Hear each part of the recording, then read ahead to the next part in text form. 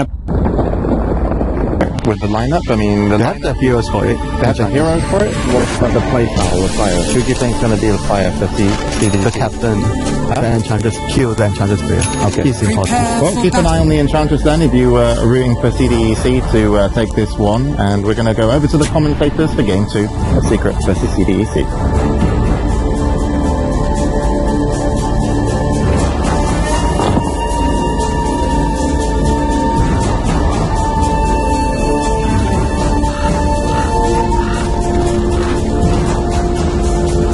Thanks very much, James. We're here with Game 2, CDEC versus Secrets. Myself, Buddy Pixel, and Draskell, and wow, what a draft we've had coming out from both sides. Both of the teams resting their putting their eggs in the basket. The Invis carries getting the Clinks and the Weaver on the map. Draskell, talk to me about these drafts. What are you looking forward to seeing this game? I think the panel summed it up pretty well. It's basically CDEC. They want to try to do as much as they can during the early game. It's kind of the mirror of last game. So Secret didn't really have great team fight, but they had strong lanes, had the ability to kind of snowball, and CDEC are pretty much in those shoes this game. They have Chronosphere, which is still good team fight utility, but they don't have near the AoE lockdown. Like, you're dealing with Ravage, Black Hole, and Invoker combo as well. I'm assuming that Wee's going to be going Exort this game. And not to mention, I think the Void is also going to have a much, much harder time than in Game 1. Clinks is phenomenal against any melee hero. And Time Walk, to get the maximum use out of it, you want to be harassed in, like, big burst damage, you know? You want to take, like, half your health and damage in, like, 2 seconds and Time Walk it off, but we'll see what he's able to get done here. And see how the lanes shape up too. Looks like XC is actually heading towards mid right now, an aggressive tri-lane with the Weaver, Ench, and Rubik, so probably just going to grab the large creep by the off lane, and then just try to get what they can out of this aggro lane. And so that's going to leave on this bottom lane that matchup that we're talking about. The Razor versus Tidehunter is an awful lane for Tide. I was going to say, Shiki's going to be alright with this. Yeah, the Tide cannot really do anything here. See how much measure we can find him. And of course, Puppey on his signature hero, a fan favourite. A lot of people are going to be very excited to see him coming out again on this one, the Enigma. Team fight's certainly going to be there. The pushing power as well from Puppey once he starts coming to the lane for the Eidolons also. But that is, of course, going to leave Envy in this lane and having to deal with this tri-lane of sorts that's coming out from the side of CDEC. He has got the backup of Pylite Die. I mean, do you expect Envy to still find decent farm here, or is he going to have a lot of trouble? Oh yeah, he'll be able to farm. It's just a matter of, are CDEC going to go for the early tower? Are they going to carry detection like Dust early on so they can actually go for the dive? Looks like a Garter actually has some on him, so there's potential to go for that kill. And they just need to be aware of it. Like, if NB sees the fact that the Rubik is carrying Dust, he needs to play very, very fast because they can't kill him. Moment Q just coming in to disrupt the pull here from Pylite Die. The small camp, and Garter and Q should be able to do the best to keep a bit of control on it. MV's coming in as well just to sap in some of the XP. And in a game like this, what point do you expect to see Puppey start to make these rotations and start to leave the jungle and enter into a lane? I think he is more content to just farm until he gets at least level 6, because if you just get the jungle to yourself, like no one's touching you, you can get 6 so fast. Like 5 minutes even, you could be level 6 or be farm still. With that being said, goes top, really good Malthus done into a black hole. That should be at least 1 or 2 kills going the way of Secret, and as it stands right now, he's even going to be able to secure himself top rune for the team. A little bit of a misplay by CDEC. Yeah, they even had vision in that area, so they knew when he was going to be rotating down, but they don't get the rune. They're kind of going to be experience starved as well if they don't play this a little bit more carefully. Puppey coming in with his army of Eidolons. Garter and Q eyeing this up. Aggressive is moving in. I got the D ward too. That's really nice.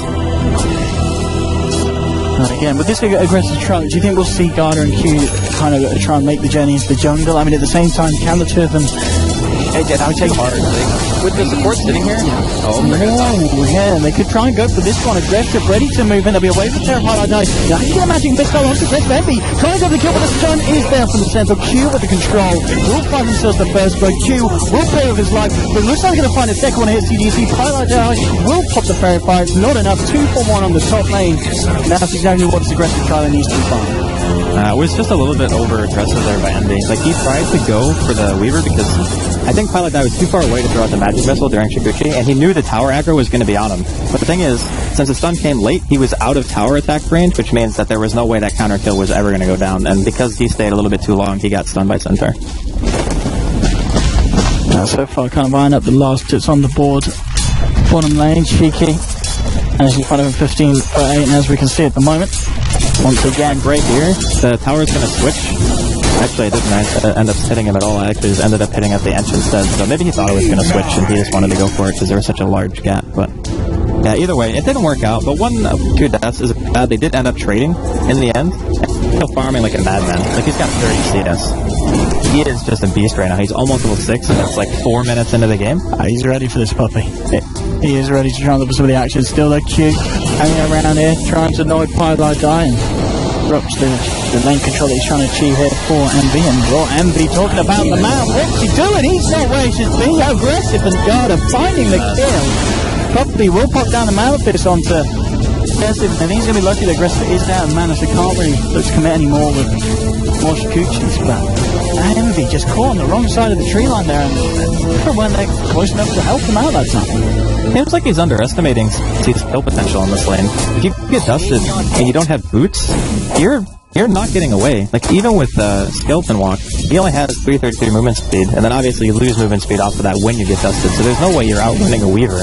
You get stunned one time, that's just it. Like, Venge can't really stop, like, all 3 of those heroes simultaneneously, so instead they're just gonna rotate here. Might get Shiki. This would be a good kill to get if they can, but Shiki looking to be too speedy. And at the end of the day, this is wasted time here for Envy, and he really is suffering. 9 last hits at the moment, 5 minutes in, and at the same time, top lane, Bench. Highlight Die gets a cheeky one off the Q. So Secret able to find themselves a kill from the one on the board, but this clinks, it is going to become an issue if they aren't able to find Envy some space soon. Oh, puppy. Bye, friend. And another one there for CDEC, and Aggressive. He's looking for Pylai Die. Moves in with a Shikuchi. Ahead himself back behind the tier 1. Will be okay. The Weaver pick is actually working out so well for them. There's not really many heroes in the early game who can do what Aggressive is doing on this hero. Like, just being able to dive towers effortlessly, realizing that there's only really one hard disable during the early game that you have to worry about. This is kind of a Weaver's dream. Well, that's mid lane matchup as well. 27 for 5, 27 for 9. Bang on with each other here, the Void and the Invoker. We're interested to see how much we can do. Obviously, we took the fact that the Invoker did have that change with Deafening Blast, but you think the way that Secret are going to be playing this game, that's not really going to be a huge issue, and he's going to look elsewhere. But I think it's more about the ultimates they land. Like, if being Misery can get like a good Black Hole, good Ravage, things like that, the Deafening Blast nerf, you won't really feel it because the hero's just going to die. So it's going to be down to the ult usage. And as far as that goes, the Rubik on CDEC, like Garter, he has a lot of stuff that he can potentially steal, but it's also very stressful to play against 2 really big ultimates like that. To be like, okay, well, I have to steal at least 1. If I mess up, I'm dead. Because the Clink is pretty much going to go for him every time, and Goker could pretty much do the same thing. And we saw from the side CDC, a couple of them heading to the mid lane, trying to see if they can find anything, and we just playing it safe. Backing up to that side, camped by the Ancients. And that's going to mean that Garda unable to find anything here with this smoke usage. Although XE getting a lot of farm here in this mid lane on the Void. CDC are going to be very happy with Envy. Has now a little bit of space up on the top, but it's still an incredibly painful slow start here in terms of the farm here for this Clinks, and still struggling to find that level 6 here. Yeah, and I think the struggle for Envy is reflected by those stats. That is, it's actually horrible, like, having this start. He almost has, like, as much CS as the Enchantress, who wasn't even really farming in the lane. Like, he was just kind of chilling up there, helping go for dives. And he has less CS than that.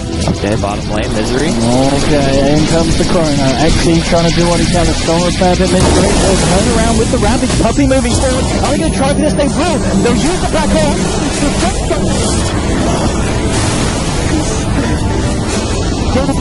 Getting the 2 kills, keeping themselves alive. Aggressive has come in with a rotation. See if you can find anything on the cleanup here.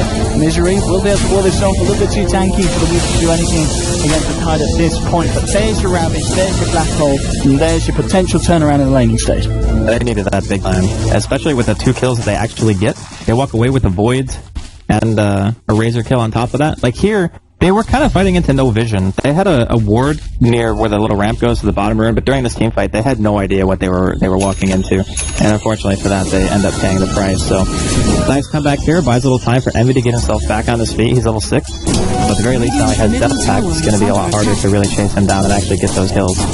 And I'm also curious, I guess Wii is just going for the standard, he's still going for the Midas. I don't know if he's going to go for Book or if he wants to go the Yule's route. I think Yule's is really good against Void, although, oh wait, it's actually way worse now, isn't it? Because you can just time walk out of it.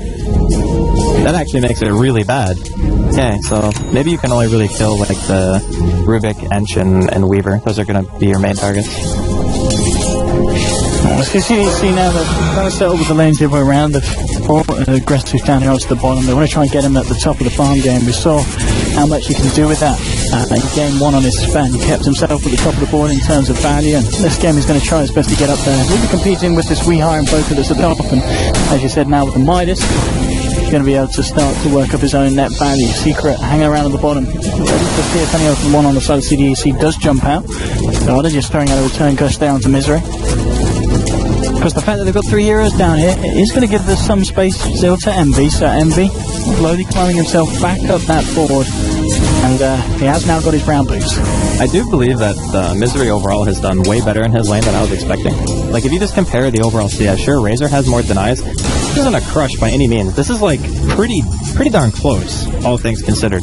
So, if you look at the way the Envy's lane started, he's already caught up pretty much to where the Razor is right now. So I think, all things considered, even though it looked like top was pretty much a disaster and Envy probably didn't have to die 2 times, they're still making a very solid recovery. And I think that CDEC still need to be very, very cautious, right, to actually get something done here as well. They do have the Rubik level 6. And I think they're probably waiting on Q to get level 6 because he doesn't have Impetus just yet. But once those tools are available, it makes Chronosphere really strong again. Back on the side of Seeker, we see Puppy. He has got that mech done. And Black Hole will be back up in just over 30 seconds. And that was it. With the combo from the Ravage, we saw once how potent it can be against CDC lineup when they try and go for these aggressive plays. Maybe see the side of Secret look for another fight. Envy this game with the Thanasaurian picked up. Do you think we are going to see the Deso? Is there any reason why I might go Orchid first this game? Orchid's actually decent against heroes like Void and Weaver because it locks them down enough to the point where you can kill them if they're not ready. Like, that's the one benefit to it. But I think Deso is just so much better for pushing and overall just damage output. Say, for instance, we talked about how they needed to land their ultimates properly to win a fight. If those ultimates land, Desolator is infinitely better because of how much more damage you actually do during the lockdown. So you can just guarantee, like, blow up, 3 or 4 heroes. There we have it, bottom lane. This could be a bit of a repeat. They've got the 2 ults online. We'll see if they can catch out aggressive. It's going to be a hard kill, but they have got the stun locks with the Ravage, the Magic Missile, and if they commit the Black Hole, should be enough to find it. Aggressive playing very safely. I like the idea. He has got the swap and he's going to find it. Just bring it back. Sentry's drop. Got the stun lock, the Magic Missile, and Black Hole!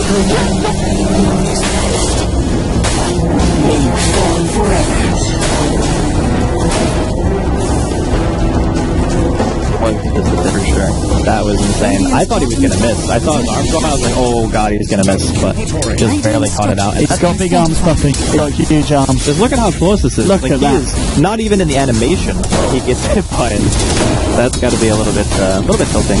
The weird part about that too is he actually had a ward. So I think he saw Highlight Eye and Puppy walking into the side, but he still decided to around maybe a little bit too long. But nice sentry placement by Pi to allow him to get the swap off as well. But that means Black Bolt down for tier 1. Secret are going to be happy with that trade. And they're just soaking up farm everywhere. You can see CDEC, they're kind of running around trying to figure out what they can do. And with 1 ultimate on cooldown, this is probably one of the better opportunities they're going to have. If they can indeed find anything here. Guns now done on Misery's tide. Greds as well on the bench. Shiki is going to spot out Misery in the jungle, but the rest of the team took a minute to push up top. They're not going to be able to do anything against the tide. So we Secret going for Roshi. Looking forward to the islands as well.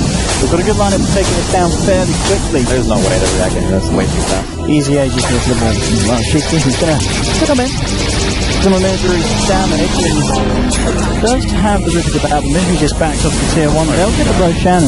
Aegis now onto Weeha.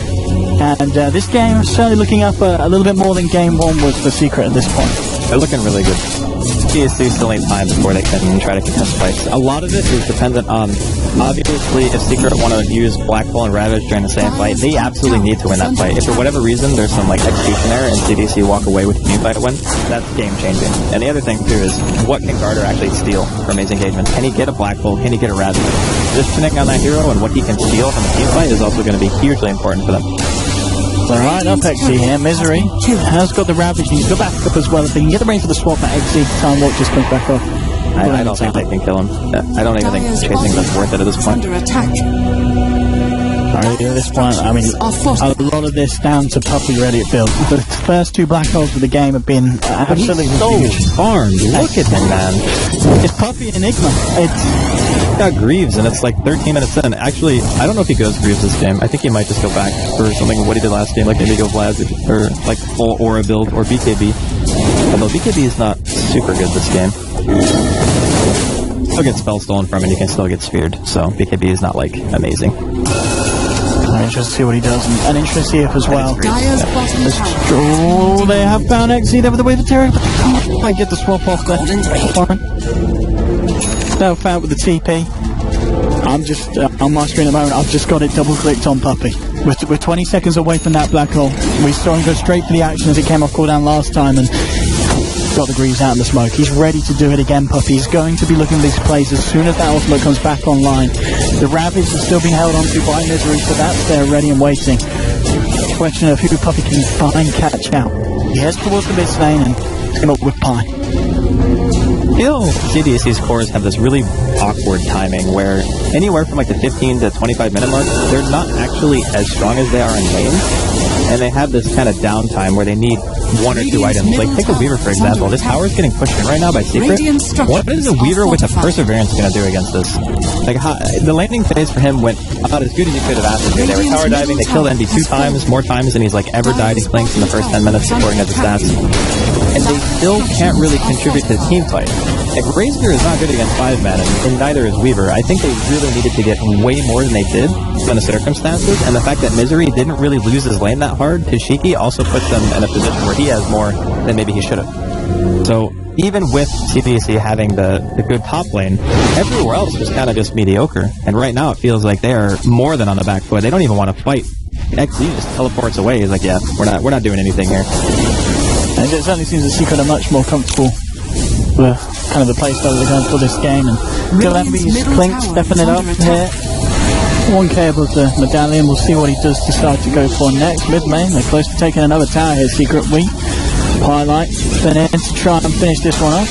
He's going for the deny here. Is he going to get it? Max comes out. No, they're only going to be forcing back the side of CDEC. Guard is taking a lot of damage there from the Clink. So we will pick up the tower. That's going to be the Yule's done now here on the man. And as you said, this is really feeling like a lot of the momentum this game is all behind the side of Secret. They just don't have an answer for the 5-man.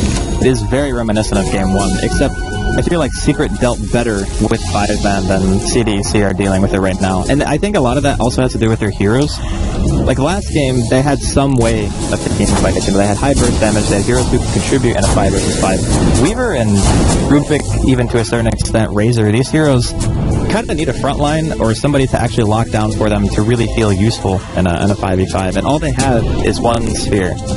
That sphere is not like absolutely perfect, like cancels a black hole and hits 3 or 4 heroes. The team fight is just so difficult for them. I can see for a moment, just rehug into the space up top. There's a void around, the rest of Secret towards the bottom. And on top comes aggressive as well. Rehart is on his own here. He's got Aegis though. If they go for him, there's going to be time. Yeah. There's going to be a lot of time for Secret to react. Yeah, and of course, on neither of these heroes. Let's drain on the CP match. Missile, the Sunstrike there, ready to seek the Braves. Top lane, they have got him with the Chrono Sphere onto Weehart. Until they have the damage, he yulls himself uphill. Weehart, can he manage to get himself out of this one? No. He's going to go down once here. Aegis has been popped now. God is sending him to the Hands telling him he's ready to go. Dust is ready and waiting as well. Weehart won't be able to escape this one. As Dust will be popped up, take the kill onto the Invoker. So it will be a 1-for-1 trade across the board there. But arguably the more important one there for CDEC. Secret though, they will get themselves an objective as well, and that's a tier 2 down on the bottom lane. Yeah, this is a very hard push for top actually, and I think that CDEC are probably going to have to go back. Can't even really get the tower here. They have tons of time. How's he defending it? You're defending against the push that's still got around, still got a black hole. It's not going to be the easiest of defenses here for CDEC unless Secret choose to just play it safely, which looks like they're going to the point. They have 2 towers top, so they can go clean up the offlane towers for free. And I don't really think that CDEC ever want to try to contest that. They're just going to make sure that there's nothing that's going to be taken away from them outside of just the fact that we died. Which, again, if I trade a tier 2 safe lane for a death, even on a core, I think that's fine. Given the circumstances, CDEC don't have a choice, though. They have to make those trades because they just can't win the 5v5. We needed to wait for Secret to maybe overextend when they're trying to push into the tier 3, or potentially get a pick, and then try to take the next Roshan. Those are best feasible options that they have at the stage. Lincoln's is now done on the Weaver, but at CDEC they're going to still certainly have to wait for any kind of major physical damage output to come out from the side. And Lincoln's fair, we already talked about it, the team fight, the kind of AoE control. Secret have got a lot of things to work around that they can still kill the Weaver. That Lincoln's isn't necessarily going to be a huge saving grace for him. Well, it's nice because it's not the Invoker combo. Like, that's one way you could maybe die in Weaver, although I guess you can kill time-lapse too, right?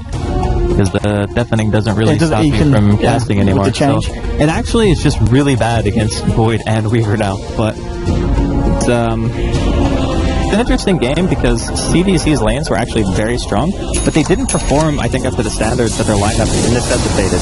They needed to do better. Oh, MV. He is out yet. It's aggressive. Garda stepping in as well, and Garda does have dust, but MV's going to be a little bit too speedy. Getting himself out of this one and back to safety. And MV really stopped playing up the front. We see him now on 3.1k. He might question, what's he buying out right? Is it the death? It helps them high ground. I think that's the next logical step. It's also good against Roshan. They have mass minus armor like Wave of Terror, Medallion, Deso. All that stuff just makes you melt your heroes like Razor. Even Void can just die in a couple of hits.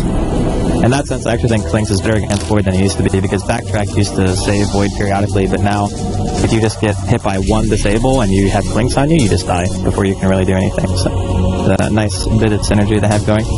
They're going to spot XC. He's got a Blink Dagger. Their follow-up for the Sphere is just so lackluster, though. What do they drop into a Sphere? It's like Enchantress auto-attacks. You get like a static link and a plasma field, and that's about it. They certainly didn't have the same synergies they had in the team fights in the first game, CDEC.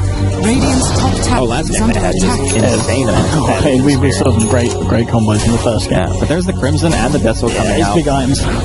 This is the I want to end the game in the next 5 minutes build from Puppy. Crimson Greaves.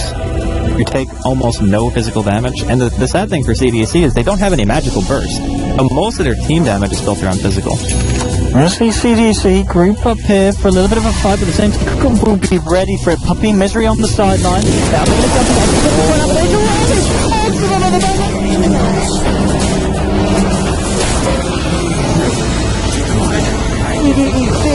And Secret were just ready and waiting, and again Puppy with another flawless black hole. That was insane. Well, the Ravage set him up, to be fair. That was, I think, all Misery. And the fact XC, he missed Puppy by so little. I would never... He's been caught out. The Yules was there in time. We can see it at the bottom right at the same time. We've got to see this replay because it's beautiful. Barely missed. Like, it's so close to that. If he hits that black hole, or hits the Sphere, the black hole never comes out, and maybe CDEC have a chance to at least cut their losses and get out of there, but... Oh, look at this. There's a replay of the replay. Oh! Replay in second. Are we going to get the triple replay? Can we have it again? No, we can't. It's okay. No, we're going to get that $6 million on this. 10-5 at the moment. Secret having a lot better luck, a lot better display of skill here in game 2, and what does this player has been as well with this Puppy Enigma. He's going to pick himself up a gem as well, so the life for this Weaver is going to get even harder. Top lane? Oh, hello. Is he going to be able to get this here? Shiki, yes they are. The solo picked up that. Yeah, it's a retry. No big deal. Invoker. I thought he nerfed him, but not quite enough. Doesn't need that. He doesn't need that. He's got a combo, like, it was the Yules actually into Ice Wall, Forge Spirit, Alacrity, instead of going for like the Meteor Tornado, or Sunstrike Meteor. It was very nice. But Roshan's available. And that part, even just having pie with the lads as well. They have every. They've got so at least Roche. They have drums. I think they're down less than 10. Yeah, the Invoker has drums.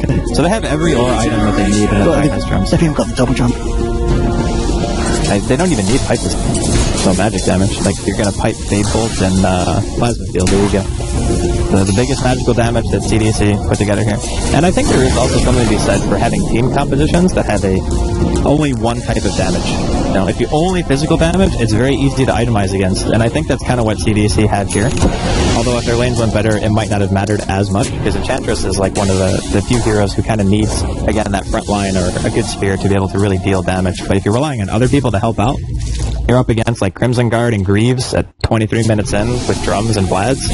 You're just not going to Misery might be walking into this one. CDEC gets smoked up, and Misery has been caught out. Can they actually do? He's a bit of a tanky route here. He's going to be able to avoid this one off by looks at it. Secret Arthur's back about Nexi jumps in, gets the Chrono onto Misery and Power, but he just can't kill this time. The Greaves about the body. The counterprise. Out comes the Ravage now. She gets from the beat everybody. He's already lost 3 of his friends. Only 2 as well on CDEC. The question is, what can the time out? The York never control every cleaning up the back line. And now Aggression's going to go down as well. This time in this game, the Team White's going the way of Secret. They only lose Kylie die, but it's in his name, it's his job, he's avenged at the end of the day. What a fight for Secret, and they didn't even need the black hole. They didn't even need it. Now Puppy says, I've got it guys, what's going on? But it's already over. They didn't need it. CDEC just getting BTFO'd. But it was the worst target to go on. I mean, they saw an opportunity and they're like, alright, we need to try to go for this kill. We need to make something happen. But unfortunately, of all the heroes to catch out, it was Misery. And he gets into the middle of the team. They throw out a spear, and Xy's like, I do literally no damage. Let's just kill Highlight Guy. But the problem with killing him is that everyone on this team does way less damage. So now you can't kill the Tide at all because you just lost 36% of your base damage. In the meantime, Envy was just in the back line killing everyone with the Desolator that he had. And there's just not really much that CDEC could do about that. GG. GG. Alright.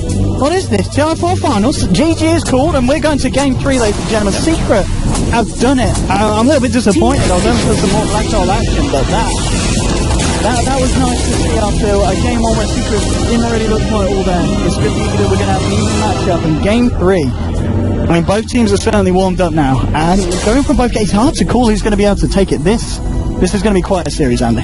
Yeah, I can't wait for game 3. I'm ready. We're ready, and what speed they want to show up to the panel, we're probably going to go over there straight away. So game 3, without me and Andy, but straight over to the panel to hear what they've got to say about Puppy's beautiful black holes and Envy's recovery. So welcome back, a Team Secret